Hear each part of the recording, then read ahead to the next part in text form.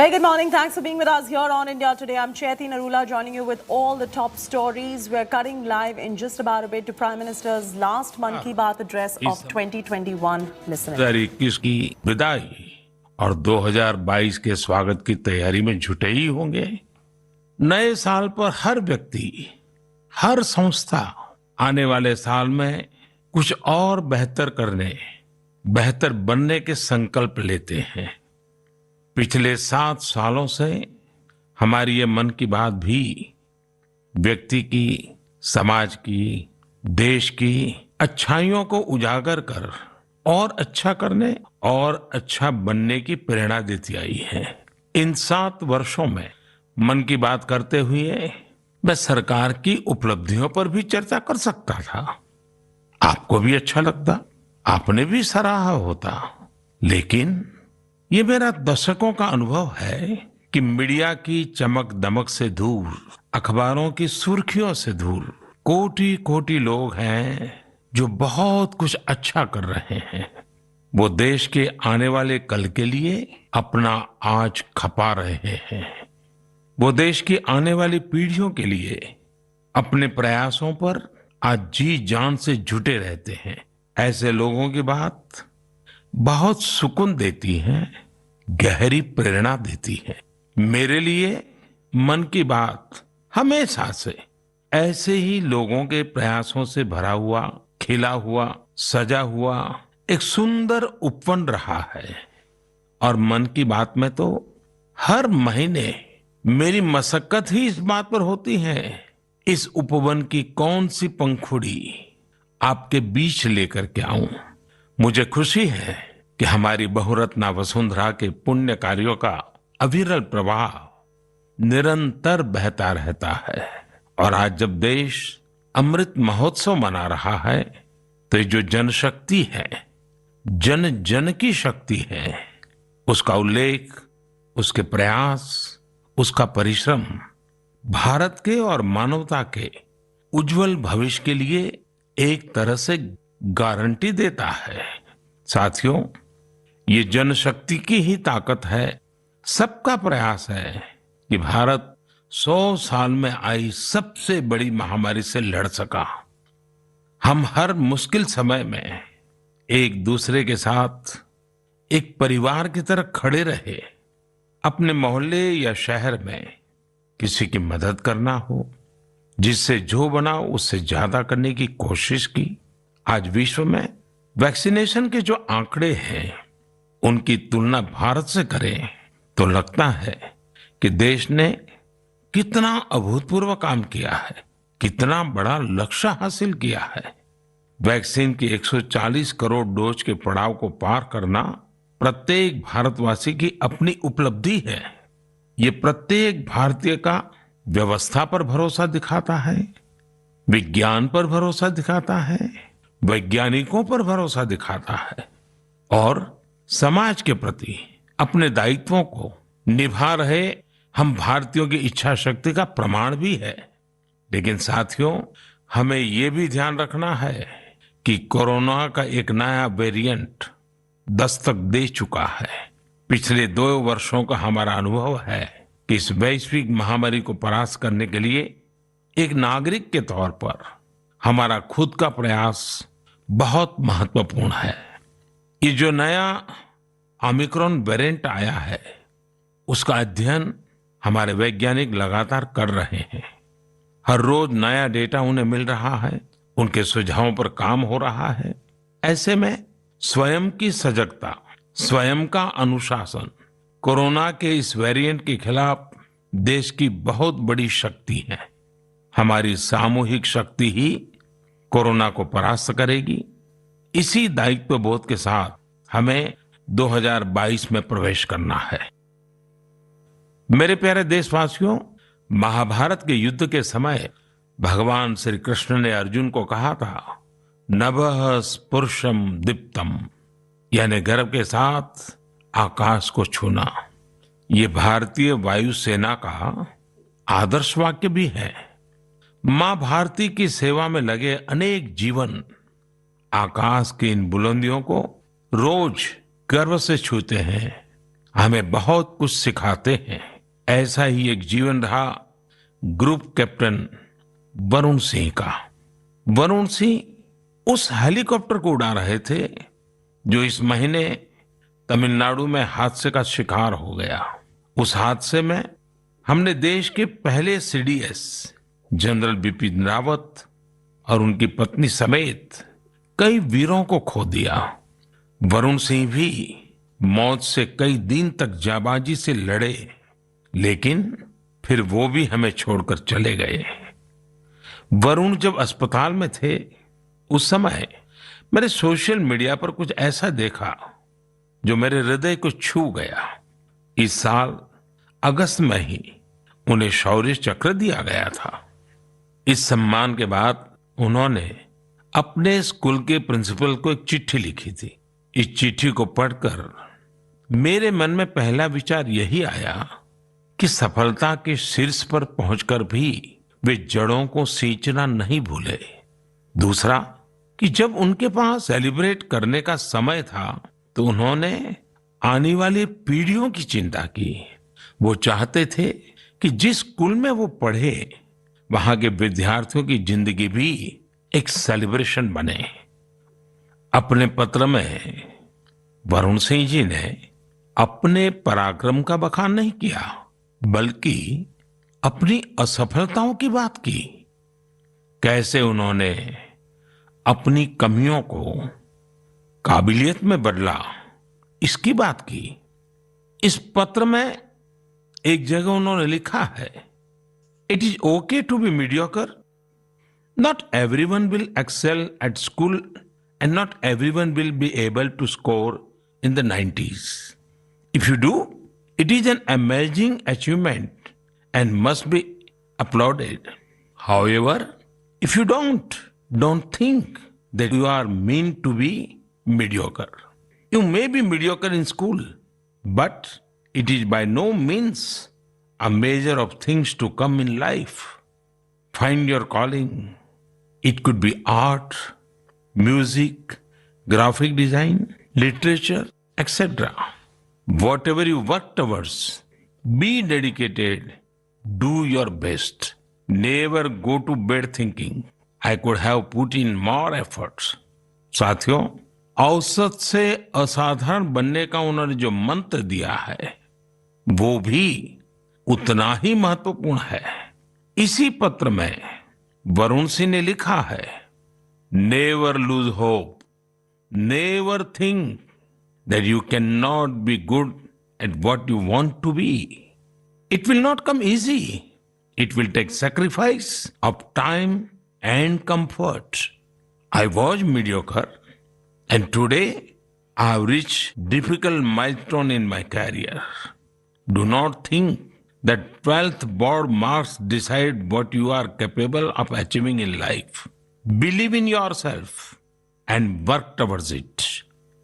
वरुण ने लिखा था कि अगर वो एक भी स्टूडेंट को प्रेरणा दे सके तो ये भी बहुत होगा। लेकिन आज मैं कहना चाहूंगा, उन्होंने पूरे देश को प्रेरित किया है। उनका लेटर भले ही केवल स्टूडेंट से बात करता हो, लेकिन उन्होंने हमारे पूरे समाज को संदेश दिया है।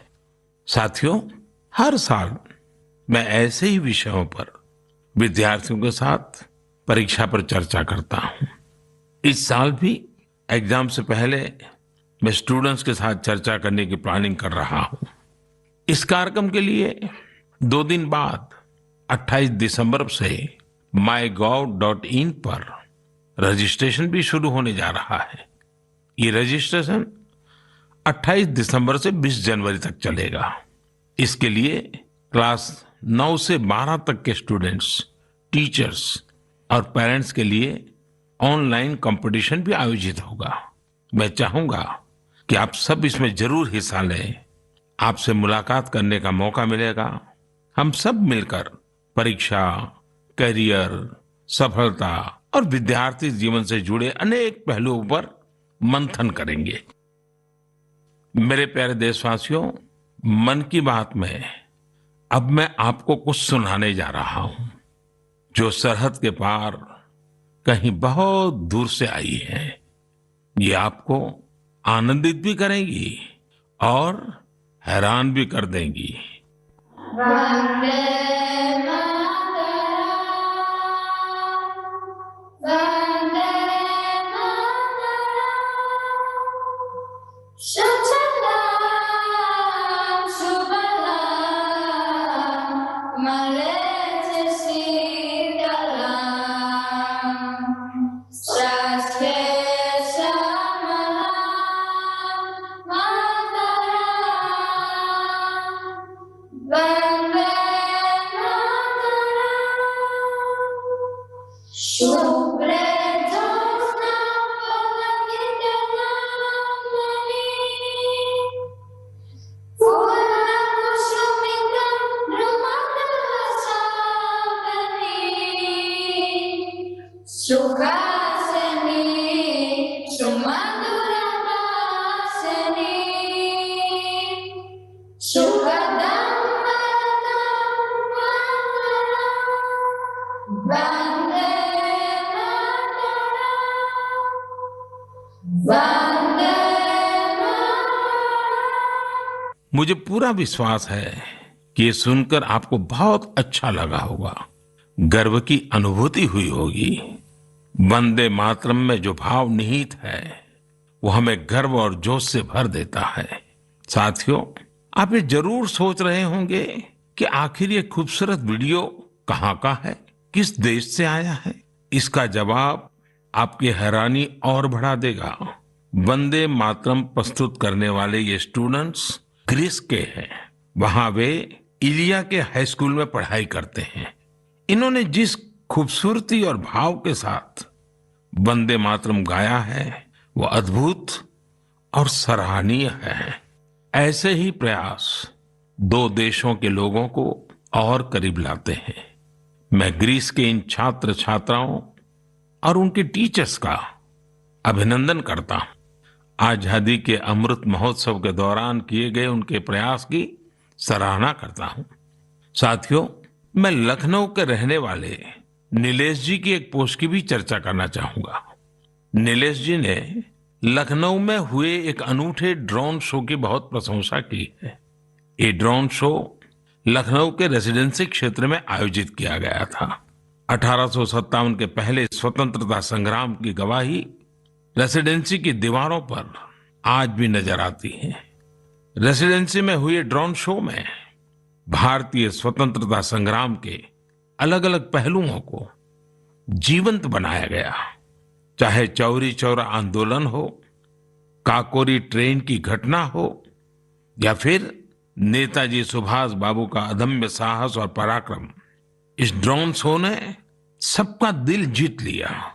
आप भी इसी तरह अपने शहरों के, गांवों के आजादी के आंदोलन से जुड़े अनूठे पहलुओं को लोगों के सामने ला सकते हैं। इसमें टेक्नोलॉजी की भी खूब मदद ले सकते हैं। आजादी का अमृत महोत्सव हमें आजादी की जंग की स्मृतियों को जीने का अवसर देता है, उसको अनुभव करने का अवसर देता है।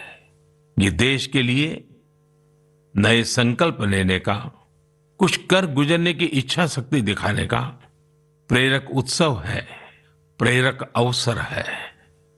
आइए स्वतंत्रता संग्राम की महान विभूतियों से प्रेरित होते रहें, देश के लिए अपने प्रयास और मजबूत करते रहें। मेरे प्यारे देशवासियों, हमारा भारत कई अनेक असाधारण प्रतिभाओं से संपन्न है, जिनका कृतित्व दूसरों को भी कुछ करने के लिए प्रेरित करता है।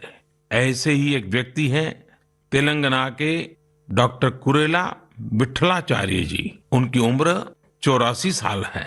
विठलाचार्य जी इसकी मिसाल है कि जब बात अपने सपने पूरे करने की हो तो उम्र कोई मायने नहीं रखती। साथियों, विठलाचार्य जी की बचपन से एक इच्छा थी, कोई एक बड़ी सी लाइब्रेरी खोले। देश तब गुलाम था, कुछ परिस्थितियां ऐसी थी कि बचपन का वो सपना तब सपना ही रह गया। समय के साथ विठलाचार्य जी लेक्चरर बने, तेलुगु भाषा का गहन अध्ययन किया और उसी में कई सारी रचनाओं का सृजन भी किया। 6-7 साल पहले वो एक बार फिर अपना सपना पूरा करने में जुटे। उन्होंने खुद की किताबों से लाइब्रेरी की शुरुआत की, अपने जीवन भर की कमाई इसमें लगा दी। धीरे धीरे लोग इससे जुड़ते चले गए और योगदान करते गए। यदाद्री भुवनागिरी जिले के रमन्नापेट मंडल की इस लाइब्रेरी में करीब 2 लाख पुस्तकें हैं। विठलाचार्य जी कहते हैं कि पढ़ाई को लेकर उन्हें जिन मुश्किलों का सामना करना पड़ा वो किसी और को न करना पड़े। उन्हें आज ये देखकर बहुत अच्छा लगता है कि बड़ी संख्या में स्टूडेंट्स को इसका लाभ मिल रहा है। उनके प्रयासों से प्रेरित होकर कई दूसरे गांवों के लोग भी लाइब्रेरी बनाने में जुटे हैं। साथियों, किताबें सिर्फ ज्ञान ही नहीं देती बल्कि व्यक्तित्व भी संवारती हैं, जीवन को भी गढ़ती हैं। किताबें पढ़ने का शौक एक अद्भुत संतोष देता है। आजकल मैं देखता हूं कि लोग ये बहुत गर्व से बताते हैं कि इस साल मैंने इतनी किताबें पढ़ी, अब आगे मुझे ये किताबें और पढ़नी है।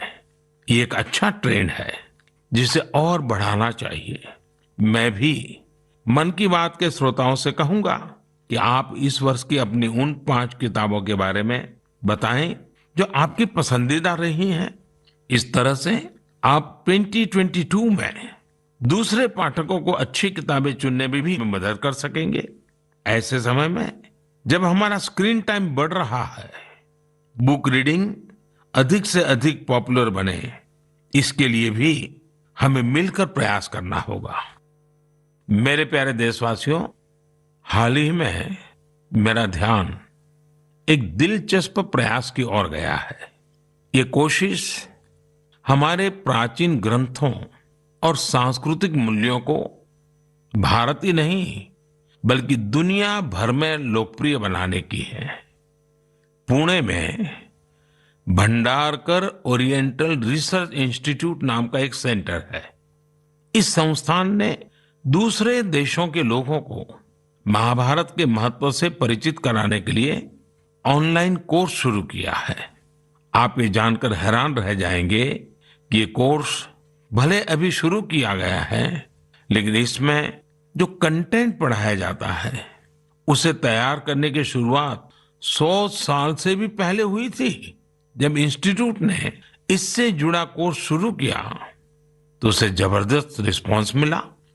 मैं इस शानदार पहल की चर्चा इसलिए कर रहा हूं ताकि लोगों को पता चले कि हमारी परंपरा के विभिन्न पहलुओं को किस प्रकार मॉडर्न तरीके से प्रस्तुत किया जा रहा है। 7 समंदर पार बैठे लोगों तक इसका लाभ कैसे पहुंचे, इसके लिए भी इनोवेटिव तरीके अपनाए जा रहे हैं। साथियों, आज दुनिया भर में भारतीय संस्कृति के बारे में जानने को लेकर दिलचस्पी बढ़ रही है। अलग अलग देशों के लोग ना सिर्फ हमारी संस्कृति के बारे में जानने के लिए उत्सुक हैं बल्कि उसे बढ़ाने में भी मदद कर रहे हैं। ऐसे ही एक व्यक्ति हैं सर्बियन स्कॉलर डॉक्टर मोमिर निकिच। इन्होंने एक बाइलिंगुअल संस्कृत सर्बियन डिक्शनरी तैयार की है। इस डिक्शनरी में शामिल किए गए संस्कृत के 70,000 से अधिक शब्दों का सर्बियन भाषा में अनुवाद किया गया है। आपको ये जानकर और भी अच्छा लगेगा कि डॉक्टर निकिच ने 70 वर्ष की उम्र में संस्कृत भाषा सीखी है। वे बताते हैं कि इसकी प्रेरणा उन्हें महात्मा गांधी के लेखों को पढ़कर मिली। इसी प्रकार का उदाहरण मंगोलिया के 93 साल के प्रोफेसर जे गेंदे धर्म का भी है। पिछले 4 दशकों में उन्होंने भारत के करीब 40 प्राचीन ग्रंथों, महाकाव्यों और रचनाओं का मंगोलियन भाषा में अनुवाद किया है। अपने देश में भी इस तरह के जज्बे के साथ बहुत लोग काम कर रहे हैं। मुझे गोवा के सागर मुले जी के प्रयासों के बारे में भी जानने को मिला है, जो सैकड़ों वर्ष पुरानी कावी चित्रकला को लुप्त होने से बचाने में जुटे हैं। कावी चित्रकला भारत के प्राचीन इतिहास को अपने आप में समेटे हैं।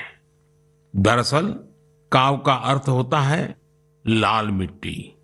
प्राचीन काल में इस कला में लाल मिट्टी का प्रयोग किया जाता था।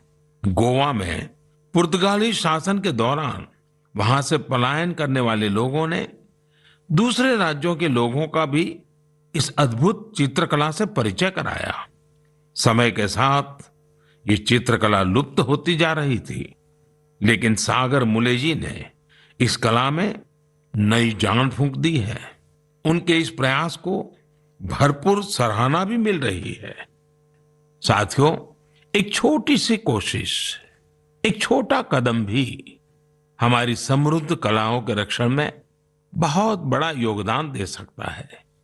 अगर हमारे देश के लोग ठान लें तो देश भर में हमारी प्राचीन कलाओं को सजाने, संवारने और बचाने का जज्बा एक जन आंदोलन का रूप ले सकता है। मैंने यहां कुछ ही प्रयासों के बारे में बात की है। देश भर में इस तरह के अनेक प्रयास हो रहे हैं। आप उनकी जानकारी नमो ऐप के जरिए मुझ तक जरूर पहुंचाएं। मेरे प्यारे देशवासियों, अरुणाचल प्रदेश के लोगों ने साल भर से एक अनूठा अभियान चला रखा है और उसे नाम दिया है Arunachal Pradesh air gun surrender अभियान। इस अभियान में लोग स्वेच्छा से अपनी एयर गन सरेंडर कर रहे हैं। जानते हैं क्यों? ताकि अरुणाचल प्रदेश में पक्षियों का अंधाधुंध शिकार रुक सके। साथियों, अरुणाचल प्रदेश पक्षियों की 500 से भी अधिक प्रजातियों का घर है। इनमें कुछ ऐसी देसी प्रजातियां भी शामिल हैं जो दुनिया में कहीं और नहीं पाई जाती हैं। लेकिन धीरे धीरे अब जंगलों में पक्षियों की संख्या में कमी आने लगी है।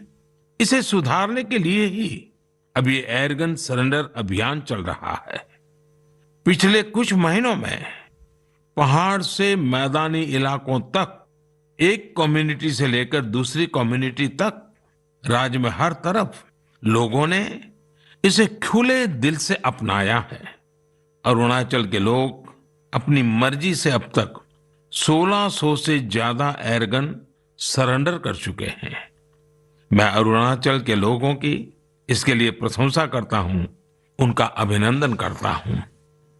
मेरे प्यारे देशवासियों, आप सभी की ओर से 2022 से जुड़े बहुत सारे संदेश और सुझाव आए हैं। एक विषय हर बार की तरह अधिकांश लोगों के संदेशों में है। ये है स्वच्छता और स्वच्छ भारत का। स्वच्छता का ये संकल्प अनुशासन से, सजगता से और समर्पण से ही पूरा होगा। हम एनसीसी कैडेट द्वारा शुरू किए गए पुनीत सागर अभियान में भी इसकी झलक देख सकते हैं। इस अभियान में 30,000 से अधिक एनसीसी कैडेट शामिल हुए। एनसीसी के इन कैडेट्स ने बीचेज पर सफाई की, वहां से प्लास्टिक कचरा हटाकर उसे रिसाइकलिंग के लिए इकट्ठा किया। हमारे बीचेज, हमारे पहाड़, ये हमारे घूमने लायक तभी होते हैं जब वहां साफ सफाई हो। बहुत से लोग किसी जगह जाने का सपना जिंदगी भर देखते हैं, लेकिन जब वहां जाते हैं तो जाने अनजाने कचरा भी फैला आते हैं। ये हर देशवासी की जिम्मेदारी है कि जो जगह हमें इतनी खुशी देती है, हम उन्हें अस्वच्छ न करें। साथियों, मुझे साफ वाटर नाम से एक स्टार्टअप के बारे में पता चला है, जिसे कुछ युवाओं ने शुरू किया है। ये आर्टिफिशियल इंटेलिजेंस और इंटरनेट ऑफ थिंग्स की मदद से लोगों को उनके इलाके में पानी की शुद्धता और क्वालिटी से जुड़ी जानकारी देगा। ये स्वच्छता का ही तो एक अगला चरण है। लोगों के स्वच्छ और स्वस्थ भविष्य के लिए इस स्टार्टअप की अहमियत को देखते हुए इसे एक ग्लोबल अवार्ड भी मिला है। साथियों, एक कदम स्वच्छता की ओर इस प्रयास में संस्थाएं हो या सरकार, सभी की महत्वपूर्ण भूमिका है। आप सब जानते हैं कि पहले सरकारी दफ्तरों में पुरानी फाइलों और कागजों का कितना ढेर रहता था। जब से सरकार ने पुराने तौर तरीकों को बदलना शुरू किया है, ये फाइल्स और कागज के ढेर डिजिटाइज होकर कंप्यूटर के फोल्डर में समाते जा रहे हैं। जितना पुराना और पेंडिंग मटेरियल है, उसे हटाने के लिए मंत्रालयों और विभागों में विशेष अभियान भी चलाए जा रहे हैं। इस अभियान से कुछ बड़ी ही इंटरेस्टिंग चीजें हुई हैं। डिपार्टमेंट ऑफ पोस्ट में जब ये सफाई अभियान चला तो वहां का जंकयार्ड पूरी तरह खाली हो गया। अब इस जंकयार्ड को कोर्टयार्ड और कैफेटेरिया में बदल दिया गया है। एक और जंकयार्ड टू व्हीलर्स के लिए पार्किंग स्पेस बना लिया गया है। इसी तरह पर्यावरण मंत्रालय ने अपने खाली हुए जंकयार्ड को वेलनेस सेंटर में बदल दिया। शहरी कार्य मंत्रालय ने तो एक स्वच्छ एटीएम भी लगाया है। इसका उद्देश्य है कि लोग कचरा दें और बदले में कैश लेकर जाएं। सिविल एविएशन मिनिस्ट्री के विभागों ने पेड़ों से गिरने वाली सूखी पत्तियों और जैविक कचरे से जैविक कंपोस्ट खाद बनाना शुरू किया है। ये विभाग वेस्ट पेपर से स्टेशनरी भी बनाने का काम कर रहे हैं। हमारे सरकारी विभाग भी स्वच्छता जैसे विषय पर इतने इनोवेटिव हो सकते हैं। कुछ साल पहले तक किसी को इसका भरोसा भी नहीं होता था, लेकिन आज ये व्यवस्था का हिस्सा बनता जा रहा है। यही तो देश की नई सोच है, जिसका नेतृत्व सारे देशवासी मिलकर कर रहे हैं।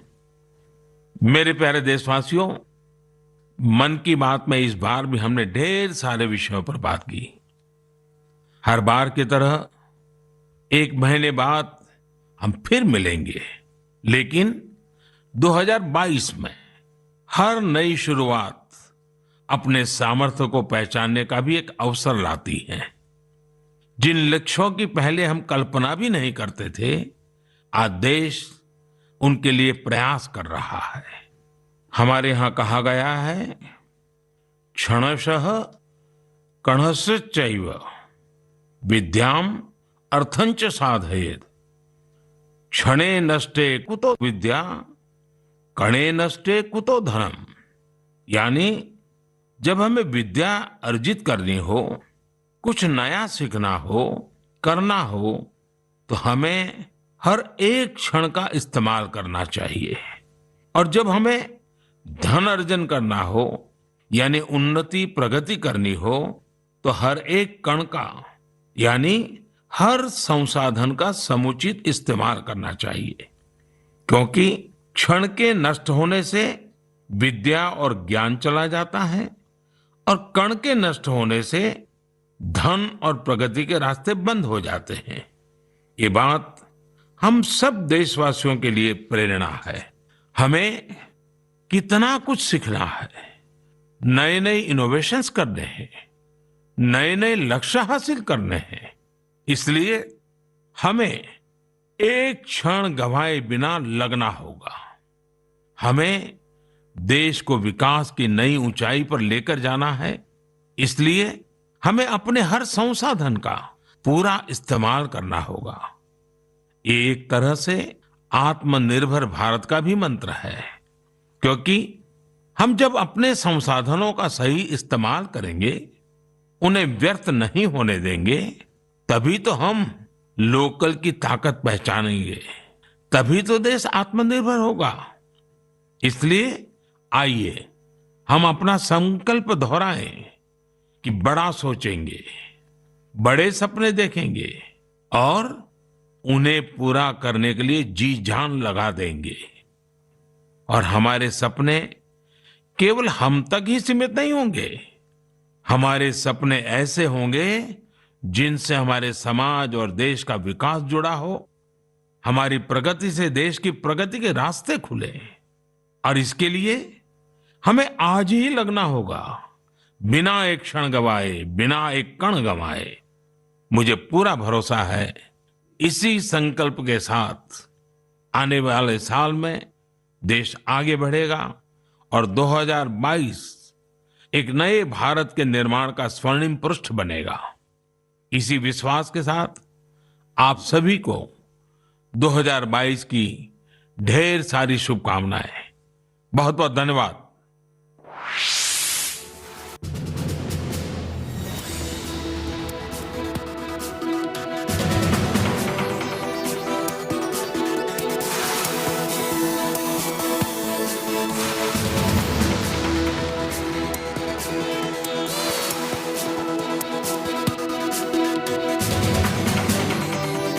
Mr. Narendra Modi's last Mann Ki Baat of 2021 as the year comes to a close. That was the last address on Mann Ki Baat of the Prime Minister. We're slipping into a very short commercial break. Lots more coming up on the other side. Stay with us.